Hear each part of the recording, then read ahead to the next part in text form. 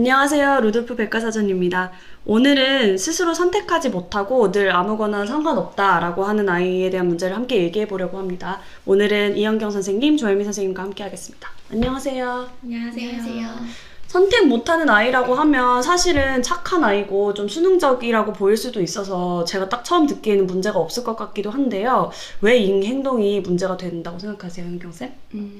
발달 단계상 2에서 4세는 자율성을 기르는 시기고요. 네네. 4에서 6세는 주도성을 기르게 되는 시기거든요. 네네네.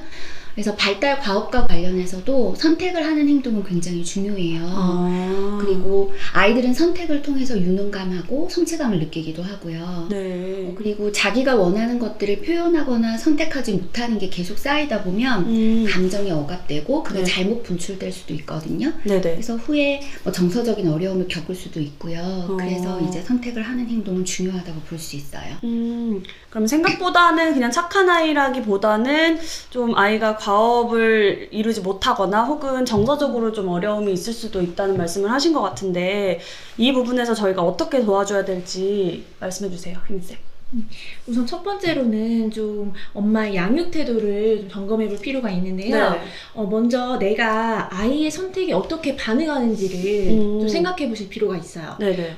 결정하기 어려운데 뭔가 아이에게 빨리 선택해 하면서 뭔가 막 조급해 하거나 네. 아니면 선택하라고 했지 강압적으로 이야기하진 않았나 네. 혹은 아이가 어떤 선택을 했어요. 네. 그러면 그거에 대한 결과로 부정적인 모습을 좀 보이진 않았는가. 너가 이거 선택했으니까 너가 책임져야지. 너가 한 거잖아.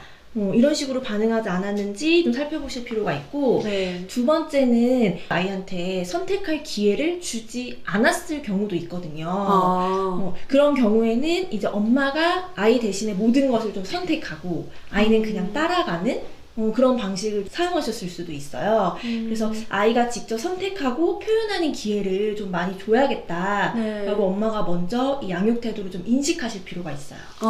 그러면 이렇게 양육 태도를 점검을 하고 나면 그 다음에는 어떻게 해야 될까요? 어머님들이 의도적으로 처음 1주에서 2주간은 아주 쉬운 선택의 기회를 많이 주려고 노력하셔야 돼요. 쉬운 선택이요? 네, 어떻게 해야 돼요? 그래서 예를 들어서 아침에 너 무슨 옷 입을래?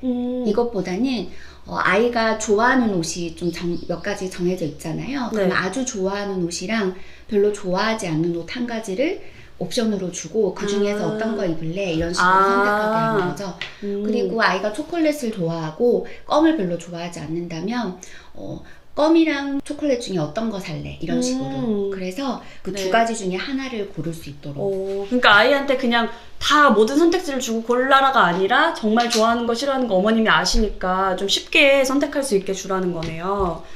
네. 이거를 일상생활에서 연습을 해야 되잖아요. 네. 근데 이제 그런 거를 어떻게 해야 돼요?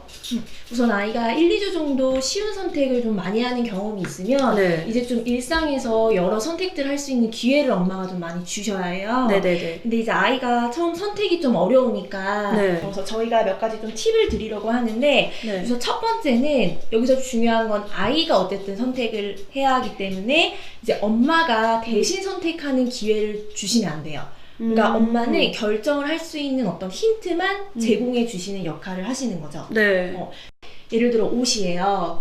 나 어떤 거 선택할지 잘 모르겠어. 아이가 좀 고민을 하고 있으면 그러면 오늘 날씨가 좀 추운 것 같은데 그런 식으로. 이게 좀 더 따뜻하지 않을까? 네네네. 이런 식으로 좀 힌트를 주시는 거. 그리고 두 번째로 정말 이제 아이가 힘들어하면 보통 이제 아이들 여기 어느 것을 고를까요 하잖아요. 네네네, 맞아요. 그러니까 그런 식으로 그냥 운에 맞게 그냥 어쨌든 그것도 아이가 선택을 하는 거죠. 여기서 중요한 건 아이에게 모든 결정권을 준다고 해서 이제 꼭 답이 정해져 있는 어떤 선택은 좀 피하시는 게 좋아요. 답이 정해져 있다면 뭐가 있을까요? 예를 들어서 뭐 학원을 아이가 힘들어해요. 근데 뭐 너 오늘 학원 갈 거야 안 갈 거야? 뭐 이런 그럼 식으로 안 간다고 하는 네네. 거죠? 네. 그래서 그런 부분은 좀 조심해 주실 네네네. 필요가 있고 그렇겠네요. 그다음 마지막은 저희가 항상 칭찬 중요하다고 네, 또 칭찬. 말씀드리잖아요. 네네네, 맞아요. 아이가 처음에는 좀 선택하는 게 힘들기 때문에 인내심을 갖고 아이가 조금이라도 하려는 시도가 보이면 있으면 네. 또 엄마가 인정해주고 기다려주시는 그런 태도가 필요해요. 네. 오늘은 선택이 어려운 아이를 도와주는 방법이었어요. 그래서 지금 기억에 딱 남는 거는 아이가 선택을 좀 쉽게 생각하도록 하는 거. 그 다음에 아이가 연습을 할 때 어머니께서 도와주실 수 있는 팁을 되게 많이 주셨거든요. 이거를 일상에 적용하면 어머니도 되게 좋으실 것 같습니다.